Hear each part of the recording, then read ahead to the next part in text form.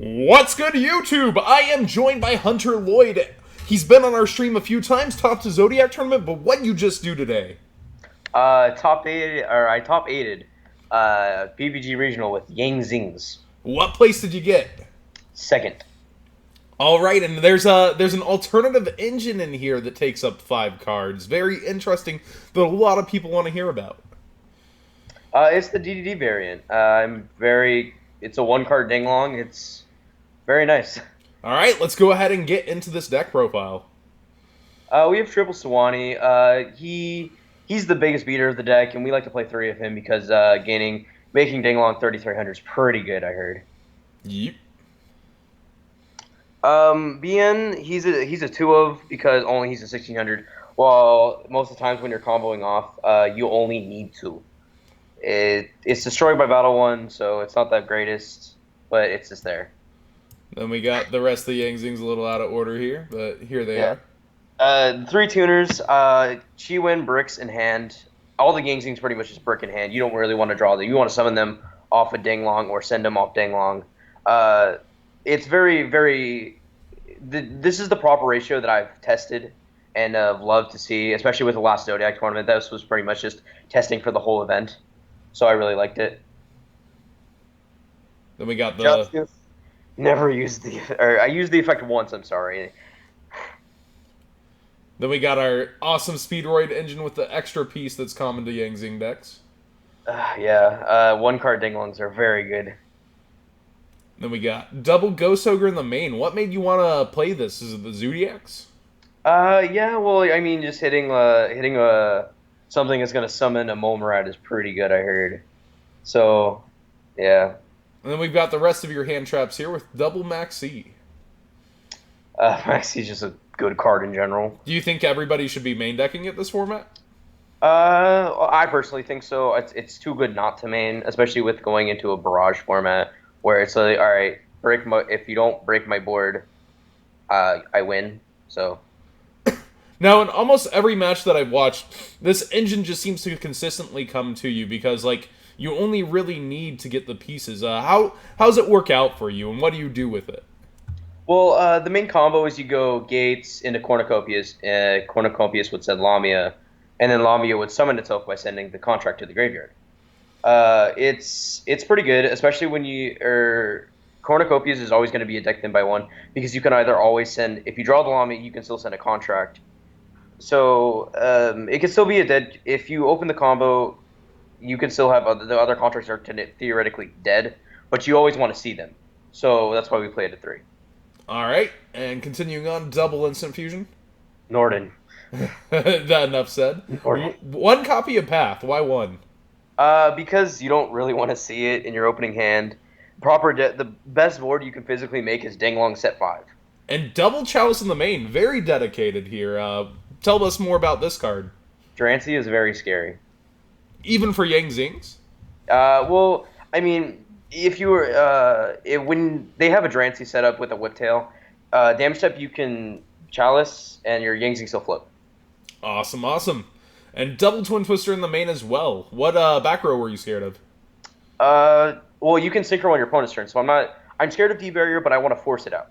All right, and then going into the traps from 1 Torrential. Board wipes on opponent's turn are pretty good. Compulse is pretty surprising to see in a Yang Zing deck. Yeah, it was originally a Book of Moon, surprisingly. It's just I couldn't find one before it started. I'm like, oh, I still have my secret one from Palos. All right, we're putting this in instead.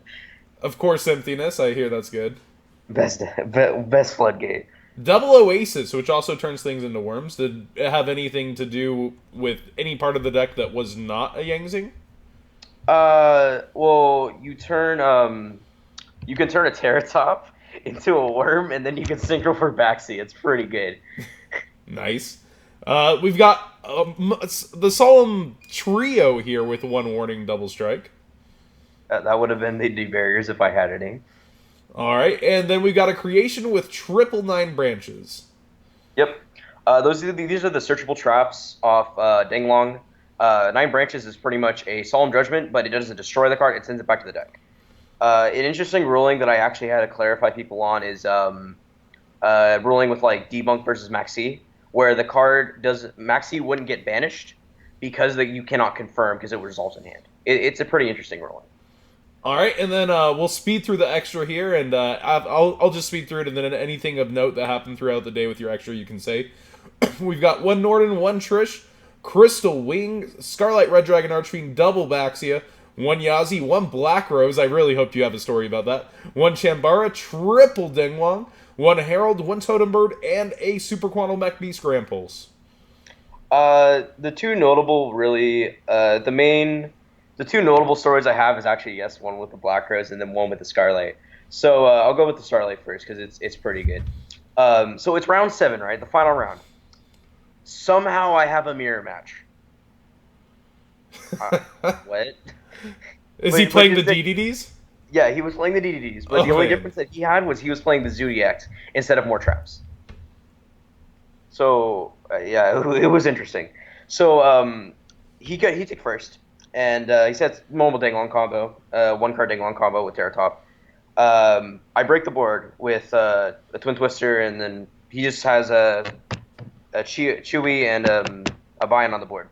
Terratop effects go into Scarlight. Scarlight blows up the board. Whenever you activate Scarlight effect, it makes all Yang Zings miss timing. Ooh, so, that's good to know.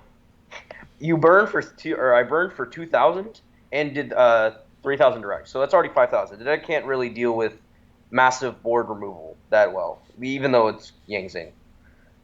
And then the Black Rose? The Black Rose. I Black Rose on my opponent's turn against the Metal Post player twice. On the match, it was amazing. All right, side deck, I'll go through it and then tell me what came in clutch. Double Flying Sea, double DD Crow, 1 Raigeki, Lullaby of Obedience, double Dark Hold, double Iron Wall, double Anti-Spell, 1 Skill Drain, and double Grand Horn of Heaven. The Flying Sea, I guess we can start off with Flying Seas. The Flying Seas I pretty much cited in I was going second. This is a going second card. No one barraged it today, surprisingly, which is interesting. I guess they just didn't have it. Yeah, I guess not.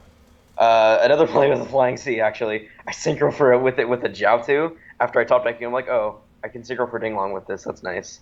The DD Crows were pretty much just there because I first two Mermail players today. I hit a Dragoons out of the grave. It wasn't that notable.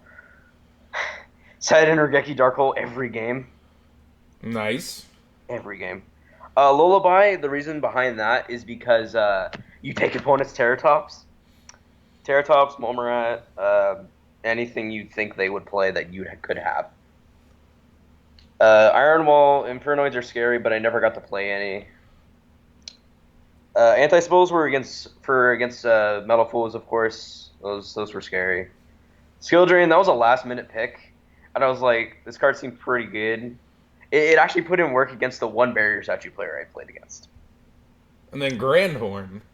Well, Grandhorn is pretty much good against Zoodiacs because it's like, all right, Broad Bull, Grandhorn, and your main phase, you have to go into battle phase. You don't have any of your boards set up. Sure, you get to draw 1 card, but now look at the amount of advantage you've lost because of that.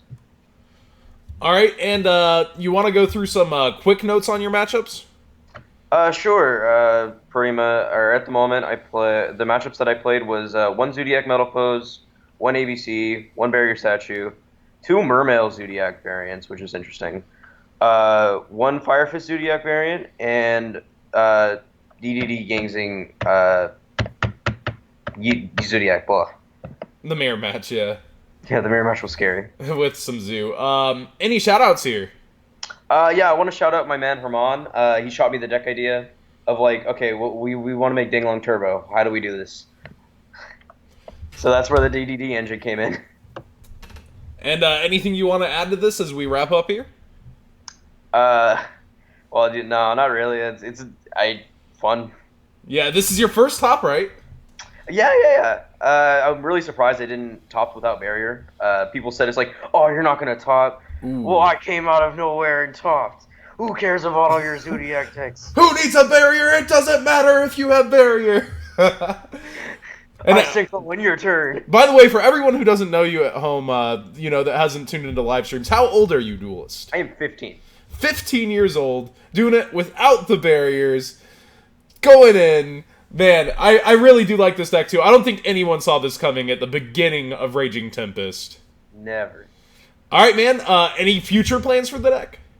There may be, or I may try to take out a couple cards like the Crystal Wing and switch them out for whenever it comes up. Alright, thanks a lot for joining us, Hunter. No problem, man. Glad to have me.